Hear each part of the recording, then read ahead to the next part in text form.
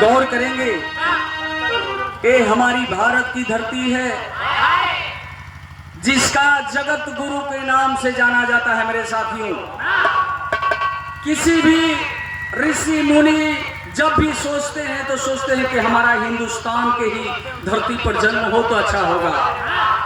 धर्मनिरपेक्ष देश हमारा हिंदुस्तान की ये धरती है।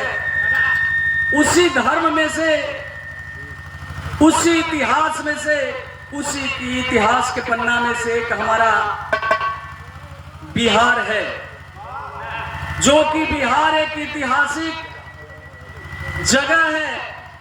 अगर इतिहास में मात्र बिहार के पन्ना को बंद कर दिया जाए तो शायद बिहार के बिना इतिहास अधूरा हो जाएगा। इसी बिहार की धरती पर गया के धरती, हमारे मगध प्रमंडल की धरती भी ऐतिहासिक धरती है, जो कि अपने देश से न बल्कि विदेश से भी लोग आकर के और हमारे गया की धरती, बोध गया की धरती, विष्णुपद की धरती को लोग सलाम करते हैं। उसी में एक हमारे गया का भी धरती है। कहना है मास्टर, 4 लाइन कवि ने भूमिका के लाइन से इशारा करते हैं। कहा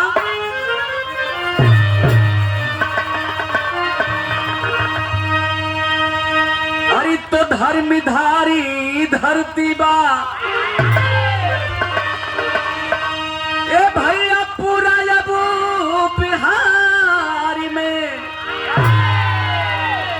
अरे इतिहास में अंकित भइले जी, अरे गया जिला बिहार में।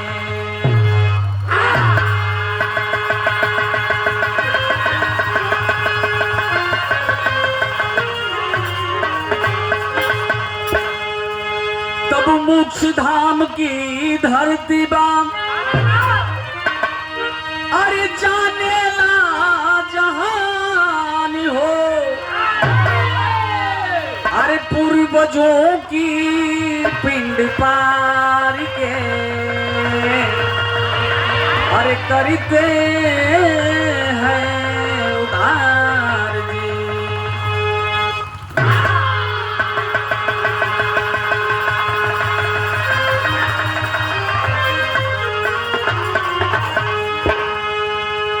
यहाँ एक लाइन बहुत सुंदर कव्वाली के टुकड़ा लगल बा मुन्ना भैया। आशिक आशिकाना के बीच वाली बात हो, यही में भक्ति और भगवान, गायक और गायिका के बीच वाली बात बा। कहना बा मास्टर,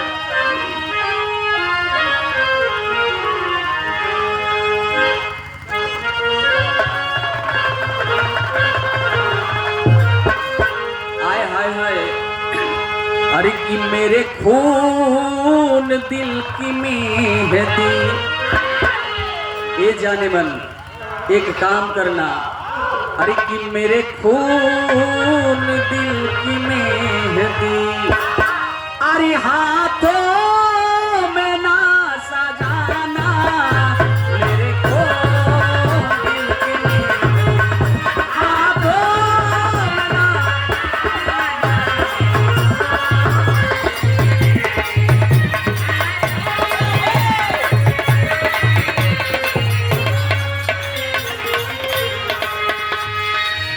अरे मेरे खून दिल की मेहंदी,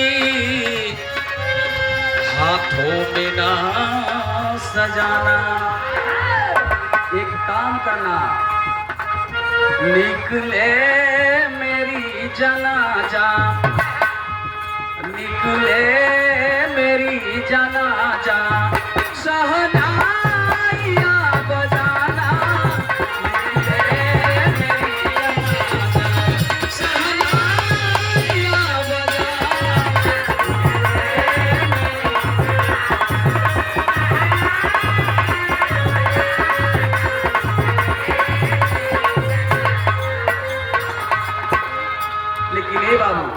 यही में कोई कभी और डाल देगा।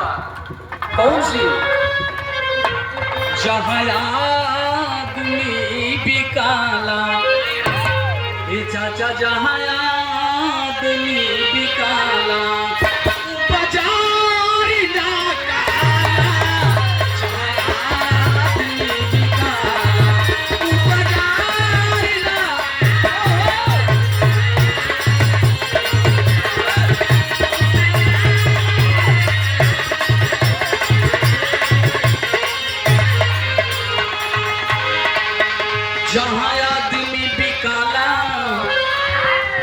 बाजार ना कहाला, जो डूब गए किनारे, जो डूब गए किनारे, मझधारी ना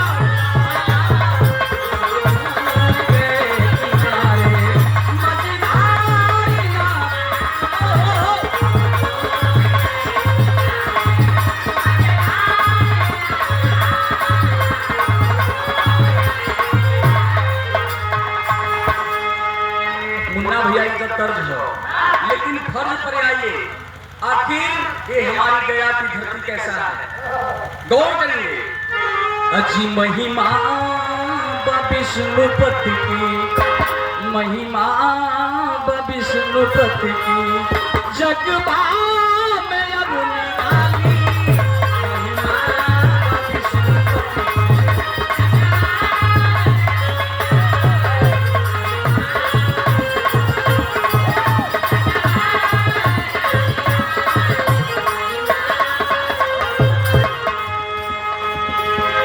महिमा विष्णुपति की, जगवा में अब निराली।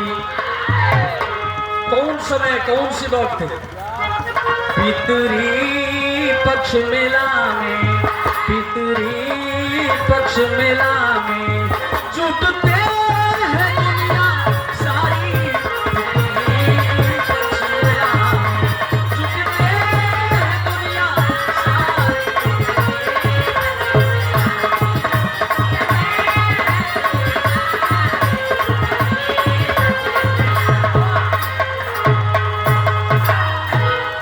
कवि ने नजम के लाइन से स्टोरी में कह रहे हैं मास्टर, कितना सुंदर बात लिखा गया का।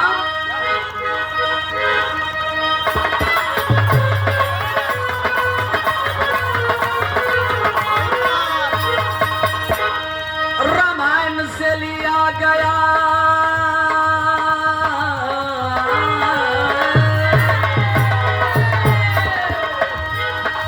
रामायण से लिया गया सच्चा एक कहानी है, मन में विचार किए तीनों प्राणी है।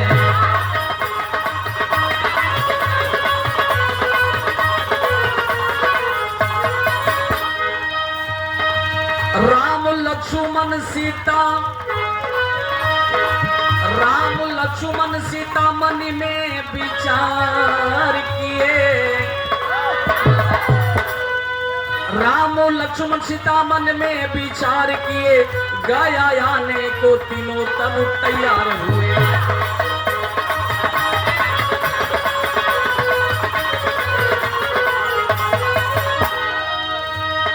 आके पहुँचले फल्गु नदी के समन्वय हो, आके पहुँचले फल्गु नदी के समन्वय हो, अरे लावेला भुलाई गई पिंड के समन्वय हो।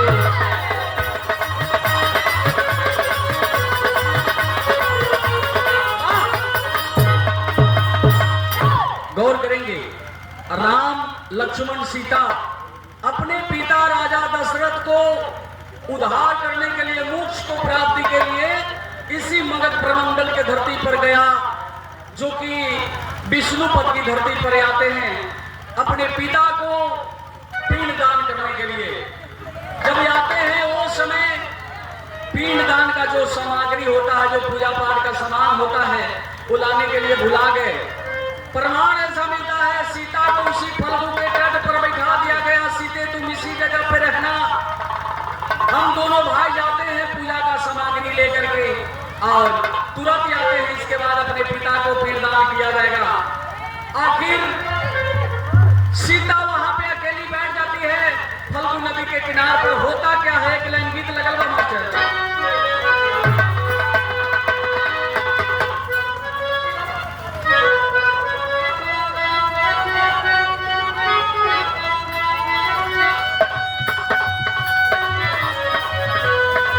वही गीत बा,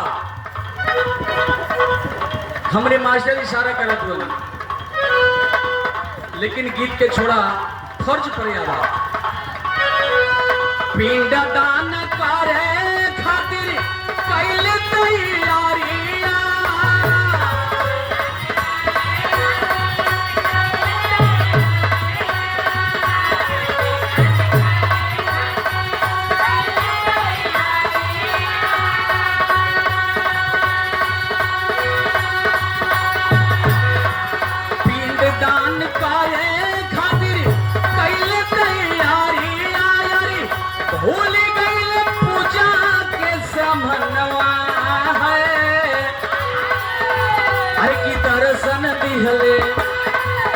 जी दर्शन दिहले राजा दशरथ ओही छनवा अरे दर्शन दिहले राजा।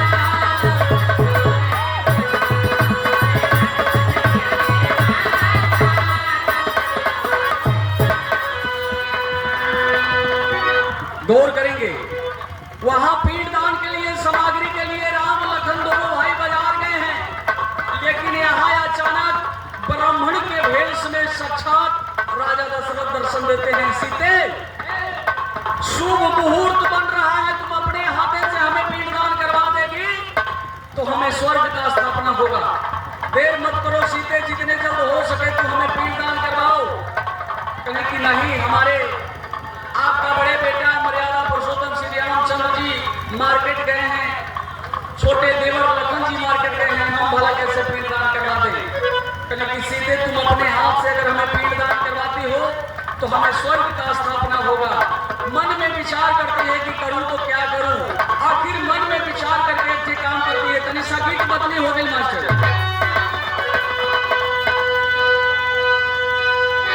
आखिर मन में विचार करती है, सोचती है, मन में सोचेली सीता यवरतिया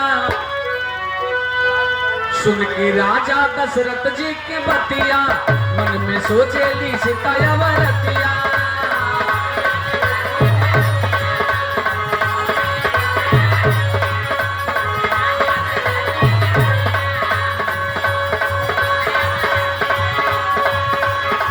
सुन के राजा दशरथ जी के बतिया, मन में सोचेली सीता यवरतिया।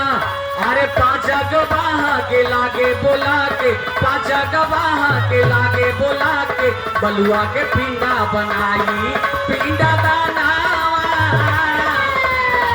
पिंडा दानावा देली करवाई, पिंडा दानावा देली करवाई।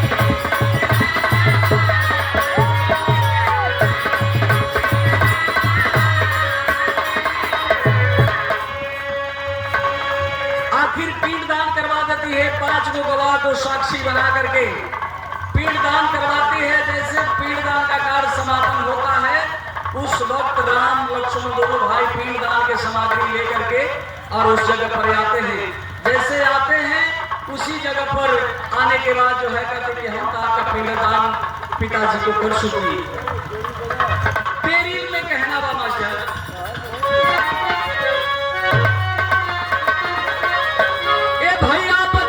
पूछे लगले रघुवरी, अरे बचनिया पूछे लगले हो राम, अरे बचनिया पूछे लगले रघुवरी, अरे तो ऐसन गलती काहे कई हारा चाहिए।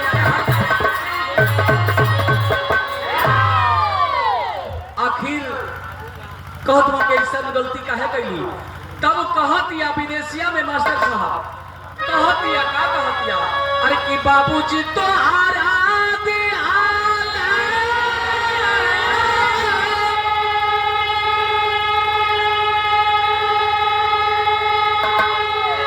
ए स्वामी आके नारा सनावा,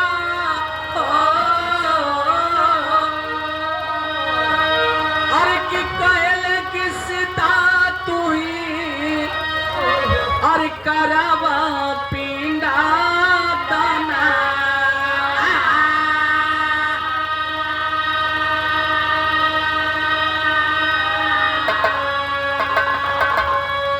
तो हर पिताजी साक्षात ब्रह्म के रूप में हमें दर्शन दिए गए कि सीते शुभ मुहूर्त बन रहा है, तुम अपने किसी को चिंता मत करो, हमें पिंडदान करवाती है तो हमें स्वर्ग का स्थापना होगा।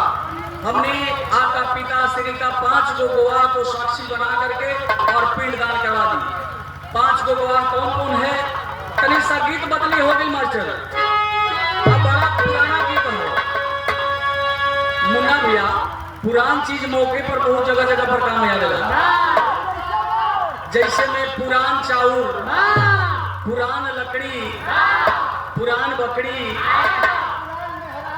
पुरान मेहरारू, यानी सही बात हो, मतलब बूढ़े पुरानिया जो है कहते के बात बताते हैं। किसी भी तरह का जो अगर बुजुर्ग आपका सलाह देंगे तो कहीं ना कहीं सही होगा। तो पुराने चीज जगह जगह पर बहुत मौके पर काम आवेला। गीत लगल बा मास्टर, अरे कि पटना सारी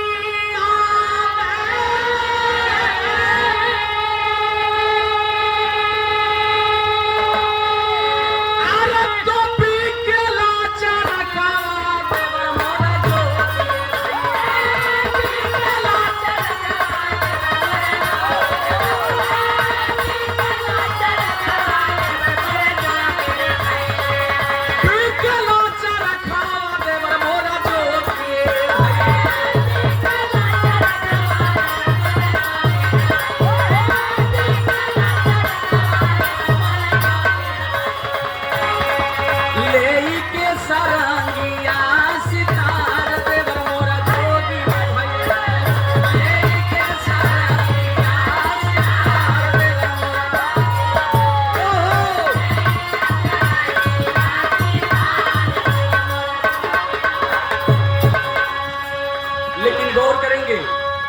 पांच को गवाह कौन कौन है?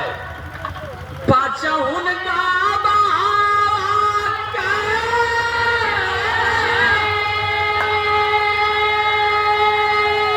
अरे लगही बोलाई रघुवर पूछे हो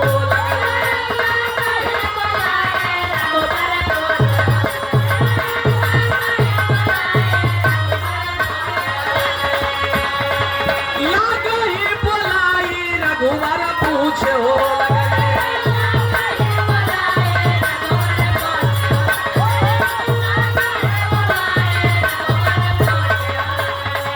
सच सच बचनी आए कपाल रघुवर पूछे हो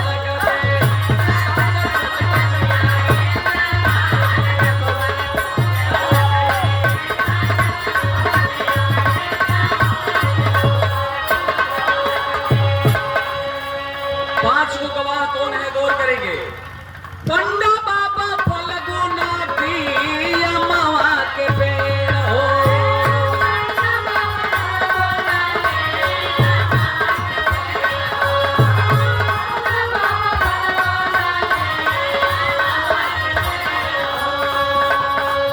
गौ माता रहल संगे तुलसी के पेड़ हो।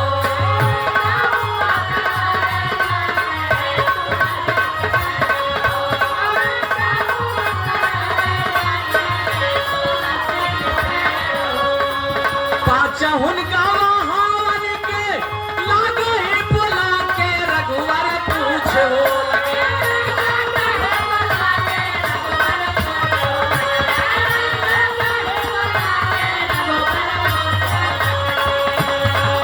हरी सच सच बचनी आए कपाल रघुवर पूछे हो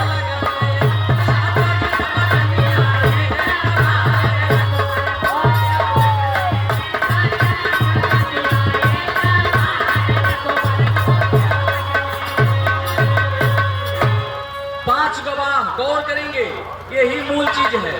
पांच गवाह कौन कौन है?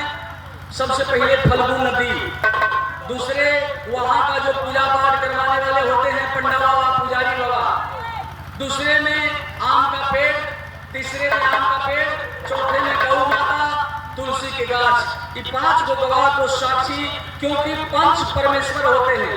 अगर हमारे घर या आपके घर या किसी के घर में अगर किसी तरह का विवाद होता है तो मात्र पांच ही पंच परमेश्वर के रूप में फैसला कर देते हैं, लोग मान लेते हैं। तो उस तरह से पांच पंच को साक्षी बना करके और सीता पिंडदान करवाई। और जब पिंडदान करवाई, पांचों को गवाह को पूछा गया तो पांचों के पांचों गवाह हमारे सामने में कोई पिंडदान नहीं हुआ। अब जब नकार गए तो सीता श्राप देने की है।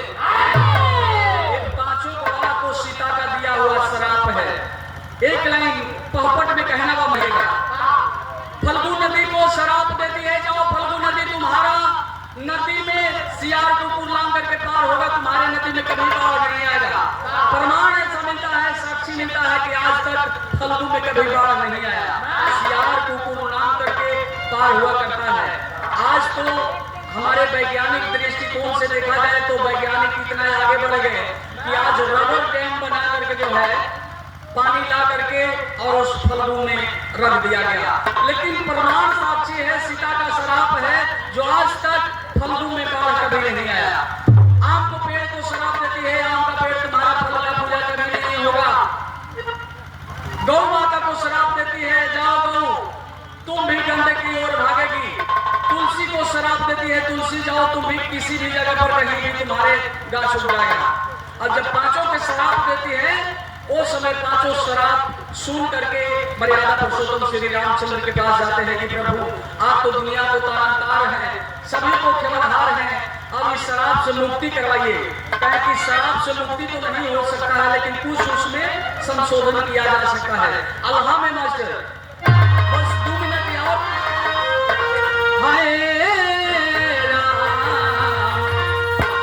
अरे कि जैसे हो यही लाके, अरे कि जैसे हो यही लाके, अरे तो ततारी दिहला प्रभु।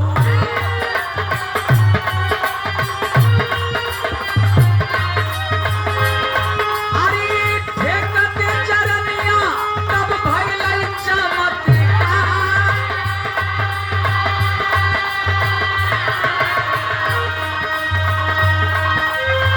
हे प्रभु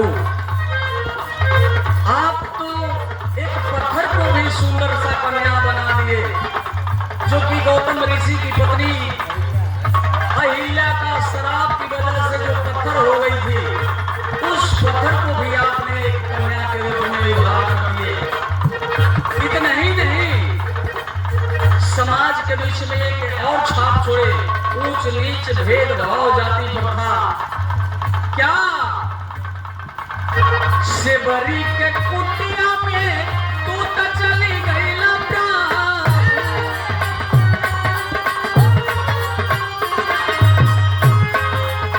मोटे मीठे बैरिया के कैला सुविका।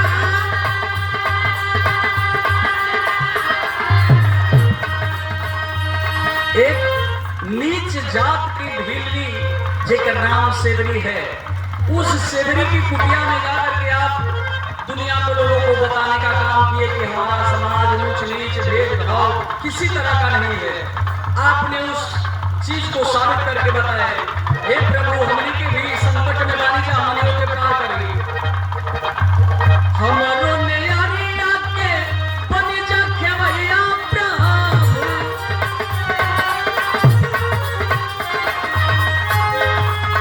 हमने के साहब हमने के प्रभु आपू करदा पेड़ा।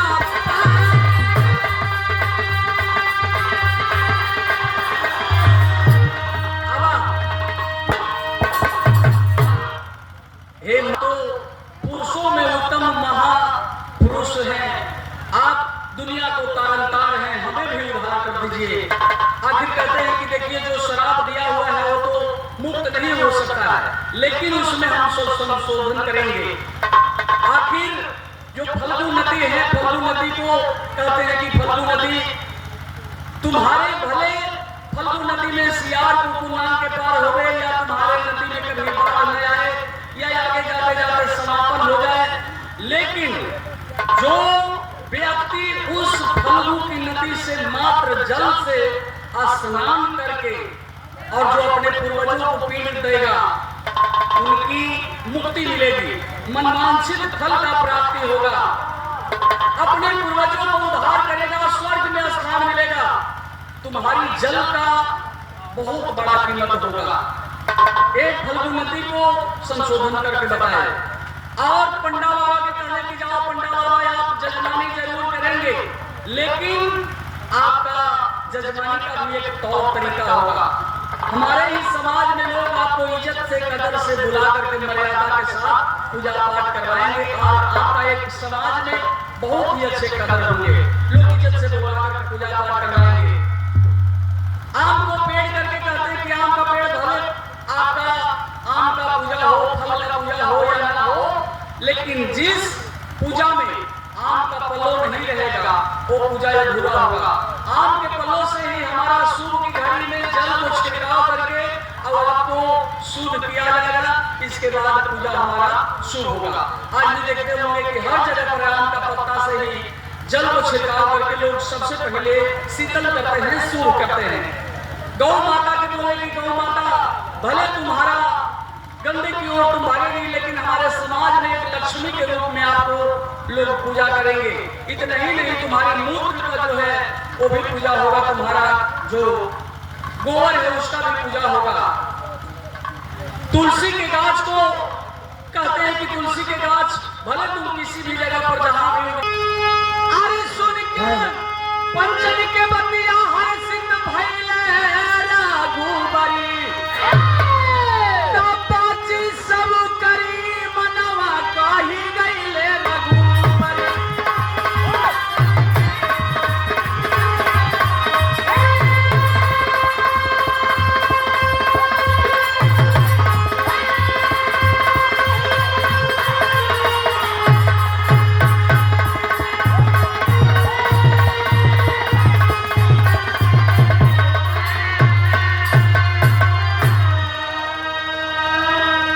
समाज में सभी का मान सम्मान होगा, सभी का मर्यादा होगा।